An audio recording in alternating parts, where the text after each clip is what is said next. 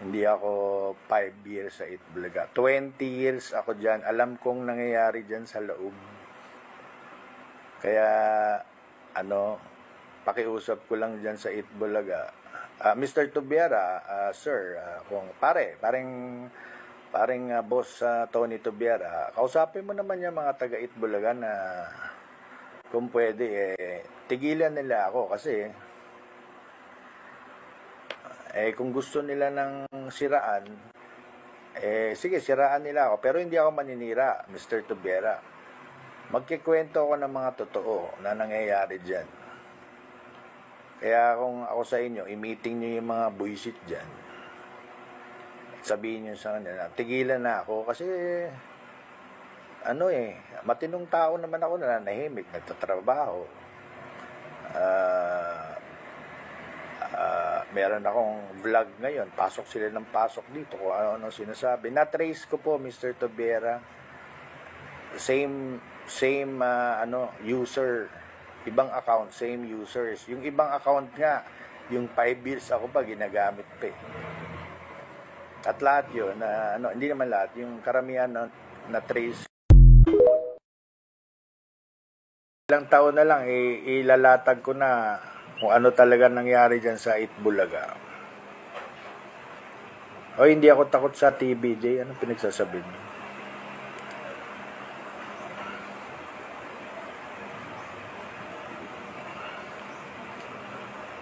Yan o, Spolarium Pepsi Paloma. Tingnan mo. Pati yung ibang banda, ginawa na ng kwento tong Pepsi Paloma. Pepsi with ice cream, please. Masarap ba yun? Pepsi with ice cream. Spill the tea, spill the tea. Ayan na nga, may nag-spill na ako ng isang tea. Si Director Bert De Leon, mula 1979, ay director ng Itbulaga. Bago namatay, umiiyak sa akin. Kasi pinagsasaksak siya sa likod, siniraan siya para matanggal siya bilang direktor. Pati yung asawa niya, yung naiwan niyang asawa, umiiyak sa akin dahil winalang hiya siya. Oo, plinano. Kaya may sindikato dyan sa Itbulaga. Masasama ibang tao dyan. Ang hindi lang masamang si Chuchay Palakpakan. Natutulog na ako. Nakita lang kita naka-live. Kamusta ka na, Papo? Okay naman, na-miss na kita. Namimiss ka ng mga fans mo dito sa Pilipinas. Gano'n ka na ba katagal na wala dito? 6 years. Umalis ako dyan, pandemic. Oo nga pala, no? Oo, Dahil di ba ninakawan ako ng pera ng ex ko? Yung ba yung gotohan nyo, gano'n? Yung ba yan? Hindi, yung mga dessert na binibenta ko dati nung pandemic. Iba pa yon. Oh. Iba, nawala. Asan? Napakabilis naman ng kanyang interview. Yan. yung pakis nga na-miss kita Ay, Papo. Yan ang Dapper Cards ko na nung araw po kasi, nung Bulagaan, ito yung humahataw, di ba? Sila nag-partner pa kayo na yung namatay na. Sino yun? Huh? Si Dinosaur. Kayong hindi, si Kim. Di ba nag-partner din kayo? Hindi. Nauna ako kay Kim Idol. Hindi, nag-partner kayo sa Bulagaan. Minsan, di ba? Oo, pag nag-guest sila. Pero ang kasabay ko noon, si Terry Honor, si Tony Gonzaga, si Leila Kusma. Yan ang mga kasabay ko. Sa hindi nakakalang, si Leila Kusma po ay, ngayon ko lang aaminin to dahil andyan may witness. Naging kami po.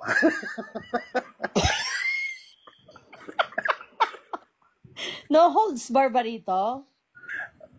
Ako naman I try to be as much as possible honest. Sa atin, kasi matanda na tayo, ano pa itatago na?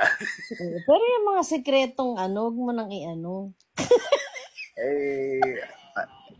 Wala lang, naman ako, malay mo, masaya naman yung buhay niya ngayon. Teka muna, kasi ang paborito ko sa iyo dati talaga, alam niyo po, kasagsagan ng Mitoy, di ba? Mitoy Chuchay. Mm. Ang lakas nun. Sobrang Yeah. lakas nun. Walang tumatalo dun. Kahit Jose Vic pa yan. Hindi tatalunin. Sinabi ko sa kanila, pag ako hindi nila tinigilan. Kasi yung ibang bashers po, na-trace ko ay yung iba ay yung iba lang naman ay taga Itbulaga. Sabi ko, pag hindi kayo tumigil dyan, 1,500 ang kwento ko tungkol dyan sa Itbulaga. Nakakadalawa pa lang ako. Kaya mabuti naman nag-ayos na sila, mukhang behave na sila dyan sa Itbulaga. Hello, Anjo. May Anjo rin dito. Okay, hanap tayo ng kalaro natin. Okay.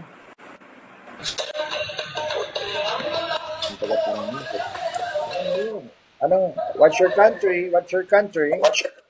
Nepal? Pakistan? Sinabi ko sa kanila, pag ako hindi nila tinigilan. Kasi yung ibang bashers po, na-trace ko ay yung iba ay yung iba lang naman ay taga Itbulaga. Sabi ko, pag hindi kayo tumigil dyan, 1,500 ang kwento ko tungkol dyan sa Itbulaga. Nakakadalawa pa lang ako. Kaya mabuti naman nag-ayos na sila, mukhang behave na sila dyan sa Itbulaga. Hello, Anjo. May Anjo rin dito. Okay, hanap tayo ng kalaro natin. Okay.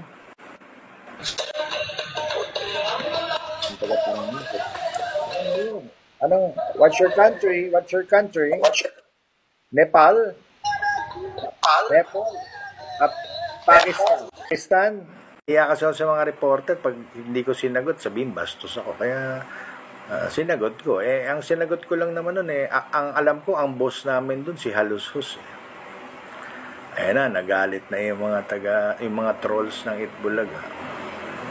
Binanatan ako ng binanatan dati. Okay lang naman sa akin. Di naman ako pumapatol sa kasiraan. Ang ayoko ngayon, at na-trace ko na kung sino yung mga bashers at trolls na taga Itbulaga dati, dahil nga doon sa away nila Isko, sino bang kasama ni Isko noon?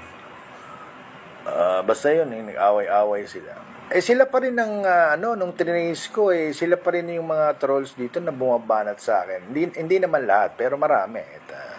Sila yung mga nagsasabing, tinanggal ka sa Itbulaga, ganyan. Unang-una, invento ko lang yun. Di, kausapin niyo yung asawa. Interviewin niyo yung asawa ni, si Brenda. Yan, si Brenda. Si Brenda, umiyak din sa akin yan. Nagkikwento sa akin ang kawalang hiyaang ginawa ng Itbulaga. Kausapin niyo si Brenda De Leon, yung asawa ni Bert De Leon, para wala kasi nag-i-interview dun. Interviewin niyo sa mga, maraming vloggers, ang dami namang gustong dito. Ang dali lang, nagkikwento ako. Gusto niyo malaman ng totoo, hindi galing sa akin. Thank you. Odi, gusto ko yung mga sombrerong Halloween. Odi. Kung gusto niyo malaman ng buong katotohanan, hindi naman gagaling sa akin. Interviewin niyo si Brenda, ang asawa ng yumaong si Direk Bert De Leon. Baka may mga dagdag din siyang kwento. Mas maraming alam si Mrs. Brenda De Leon kaysa sa ako. Nakakadalawa pa lang ako.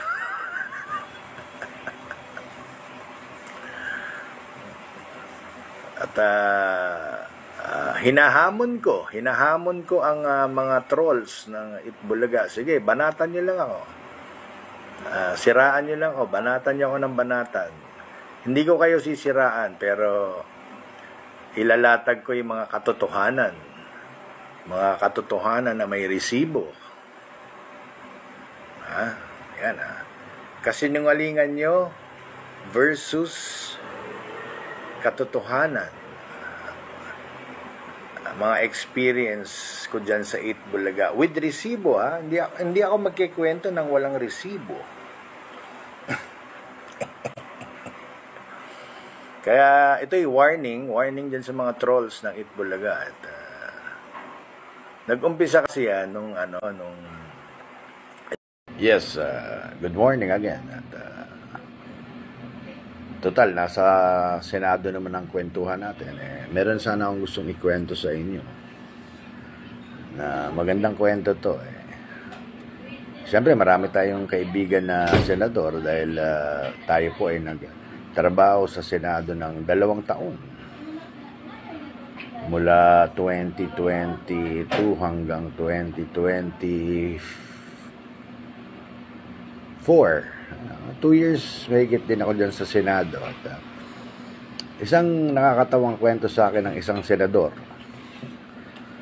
ay meron daw bagong senador na nanalo noong 2022. At sabi sa akin ng kaibigan kong senador, sabi niya, grabe naman yung senador na yun, yung bagong senador. Sabi ko, bakit?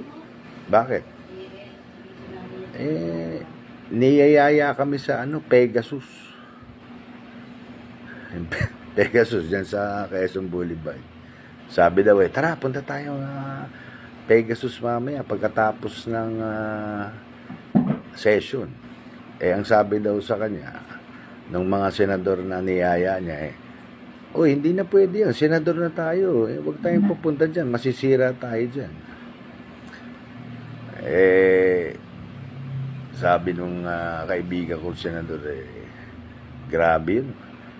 Napakahilig pala nun. Kaya yun lang ang kwento ko sa iyo.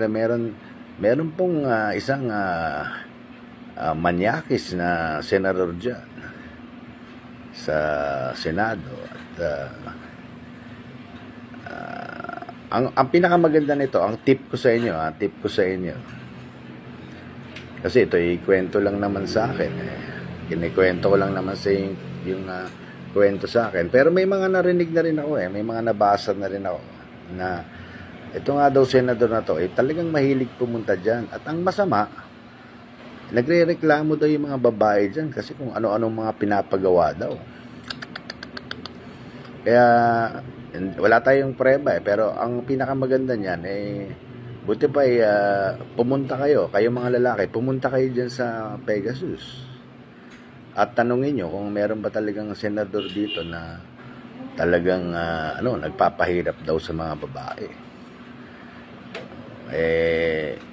Kwento lang naman sa akin yan ng isang senador. Kaya i-check nyo nga, kung totoo ito, kung meron talagang manyakis dyan na na bastos. At ito pa palang kwento sa akin, yung mga nag-a-apply daw na mga staff, ang kwento sa akin, hindi ko alam kung totoo, talagang ang kapalit daw, alam nyo na. Kaya naku, ingat tayo dyan sa mga ganyan na mga clean image. Pero naku, may mga hidden na may itim na mga secrets pala itong mga to. Kaya basta't mag-ingat po tayo.